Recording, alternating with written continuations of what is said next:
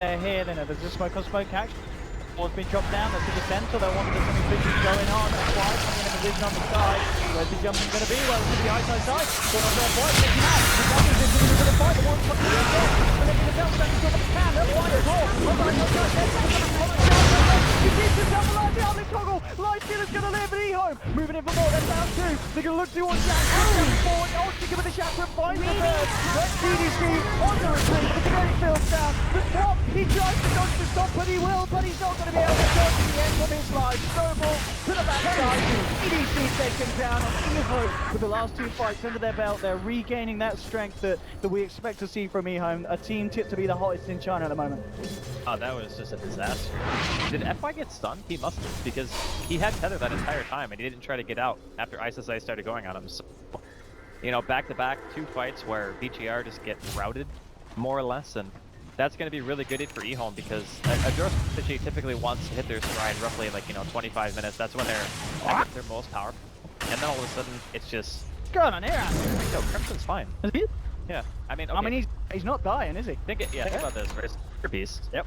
Then there's Necronomicon, which is more physical damage. Then you have Vensora. Then you have Precision Ore. He needs to be able to frontline and also deter the enemy from trying to attack him. So reactive armor plus Crimson for his whole team is that their team is entirely physical damage. Okay. The Storm is the only person who does any magical DP whatsoever. So against 4 out of 5 heroes on GR, it's more than okay. Alright. Some tasty stuff. Yeah. Some chicken. Yeah, well, Chicken, I think his itemization is pretty on point for this game, yeah. I would say. Okay. I mean, do we now expect to see him kind of move back into more orthodox, getting the Bloodstone online? He's got the Crimson Guard. He needs a mana regeneration item for sure. You can't just walk around with only a Crimson and be happy with, like, your mana expenditure is going to outweigh your regen by a long shot until you get at least 1 item. He had to finish off this tier 1 here. In the mid lane, old Chicken as he clears out of the way. No reaction from VGR. They've got fortification, but not looking to fight at this stage. And coming forward, just poking his head in. He's trying to build towards. I mean, is this going to be an S and Y, or is this after going to be? Dire's middle tower has been denied. I would probably. Yeah. Oh, hello. That's not a trick. I think S and Y is. It's not really that helpful for Joro this game, because if you have S and Y and you get jumped on by the Tusk or the Lifestealer, it's not like the extra movement speed and health from that item is going to save you. Like, home will kill you even if you have a little bit of extra health, but if you have a BKB, you can just walk away from the open wounds. You don't have to worry about their Titan Stomp, you don't have to worry about Snowball Stun, or Glimpse, or any of that nonsense, so I think that's probably going to be the item. In the meantime, looks like Storm finishes up his Orchid. And even though this timing, truth be told, is too late for Mikasa, the fact that he was doing very well mid, he has died times. So I think now he needs to just go like directly into BKB and hope that his initiation can kind of tilt the fights in VGR's favor. I think they're just going to struggle in that game. Pings onto mid lane. Doesn't make it close. And in a lot of trouble. He goes down Wood Trap and FY immediately with the save. Takes him out. Now FY will almost set over out of the way back. He may look to try and tether across, but yeah, he's going to have the tether available.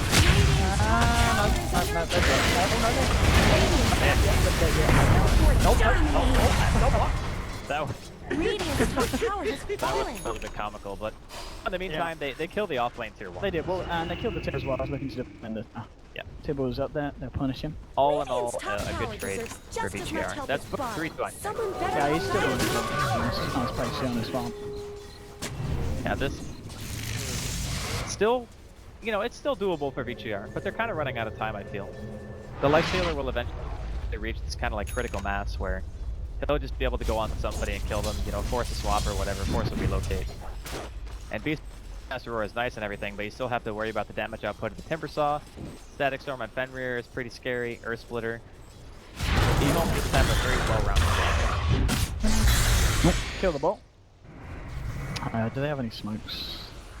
Who's got the smokes? No smokes at the moment.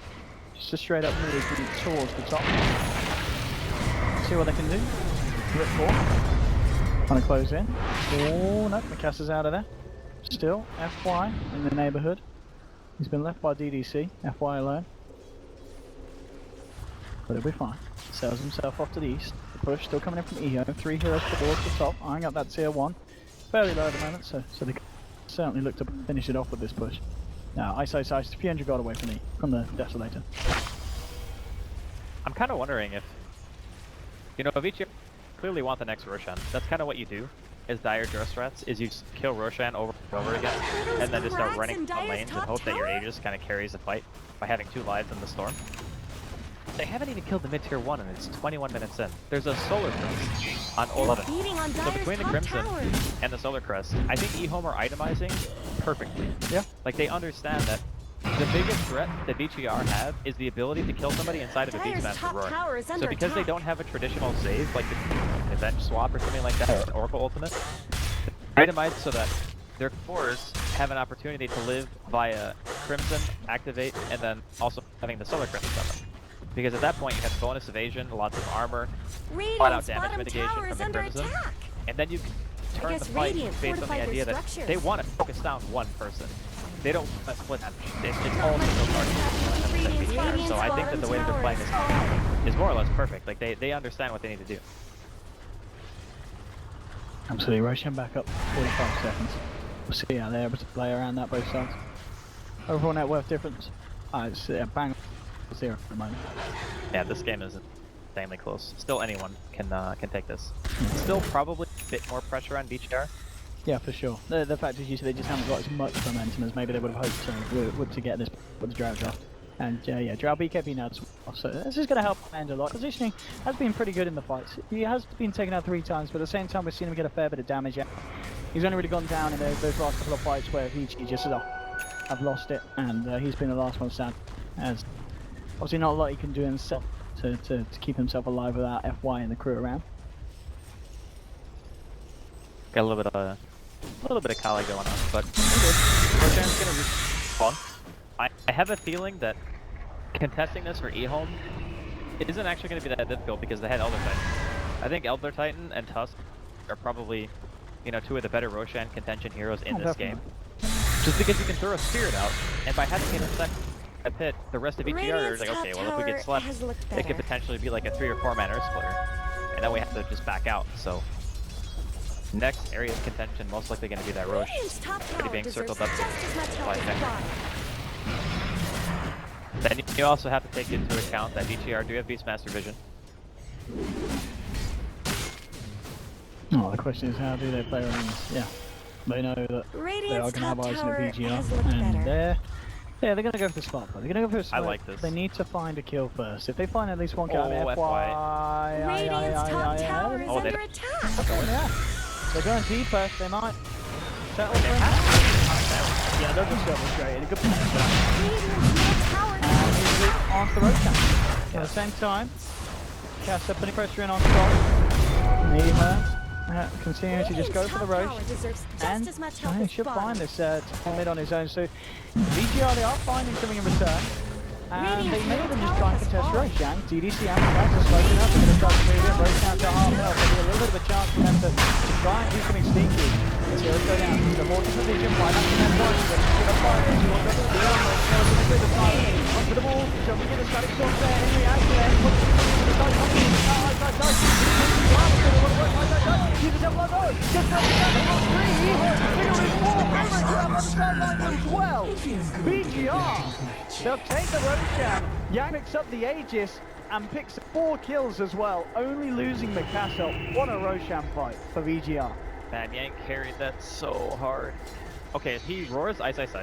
He's like the majority of the damage to Roshan. That's the most important part. Okay, so he turns to Roshan this. Yeah, because as soon as he roars a Lifestealer, that pretty much means that eHome can't kill Roshan. Let's make it a team. Oh jeez. Old Lanham. Radiant's top tower deserves that was just perfect as much help as Bard. from Yang. And honestly, the fact that he has like Blink at this stage of the game with 100 gold in his inventory as well. And a game that's been this chaotic as well. Has looked better. Yeah. No, that was very good. FY only had like 5 seconds on the street spot, but he understood that he needed to buy back. And now, with BB knows to get the punish off. BB's in immediately. Gonna come to the gap. Oh, got away. Got the Crimson Guard. Whips back onto Yang. Doubles out. Yang is doubling first. Starts to beat down on side. Being focused by 11. The Roar coming through. Yang again. Doing his best to get it up to the team. And they'll find themselves a Femric kill. They're looking towards those chicken. What a boundary hit. And they find themselves a 4-4. Chicken eaters all doing themselves. Trying to choose now. They're looking to become some lunch because of the matter. The arrows play through. Zips out and blinks in. Can they do it? Yes, they can. VGR, Radiant's bottom tower's and got again, VGR are just destroying eHome at this stage. Man, that was so brutal for eHome. And the thing is, VGR Radiant's has bottom amazing tower high is under potential. attack. Defense aura, precision Radiant's top aura. tower has They have the fallen. Dragon Lance on the drill already. This is just like two catastrophes back to back. And all that, keeping in mind that they also have a Storm.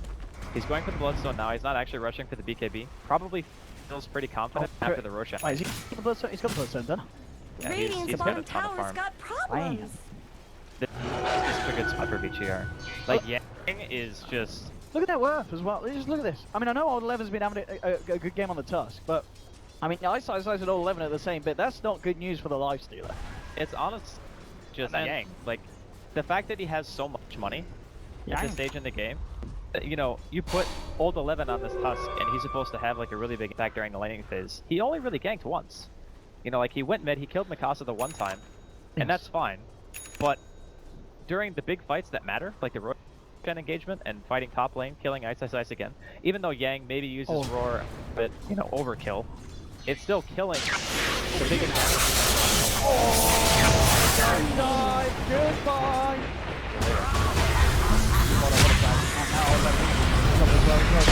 He's going to come out, but not in time. And Mikasa dip forward. Look at them already. Trying to go up Femric. Femric goes to static. Mikasa. Really out of it. Don't find Femric. Mikasa goes. Roar goes. He's going to win the first. He's going to rip through the Timbersaw. 1 minute we'll take down one, but he's got an Aegis Gang. He's going to be back for more. And VGR just playing out of their minds at this point. And eHome, they just don't know what hit them. Where did Radiant's middle tower go? Yang MVP. Definitely MVP for this game. That's going to be an easy set of racks. GR looking to way towards bottom lane. They're getting a second. There's no buyback. There's no fortification. Should be 2 racks easy. Oh, the Stomp might actually delay it enough. But the Disruptor doesn't have static swap. Even if the vendor reaches. Radiant's bottom tower is no more. Radiant's bottom barracks are open. Radiant's bottom barracks are fallen. It's very And really, and in the game as well, where even the skills. Well, here we go. This is on the turn. Jumping in, right? And another weak spot. We'll find themselves here. Needing to go back on the Mikasa. Didn't even be able to time kill. Defensive yield. Mega kill! Mikasa still finishes off, jumps on side. And it's all but over. It's all but a GG is Radiant's cool. bottom barracks are And in a fallen. series where a lot of people would have tipped guns, but they've got coming in from the higher half. VGR is just Put this one on ice. they're just absolutely destroyed. I mean, we're starting to see why so many people in this region are banning Hero on the first 2.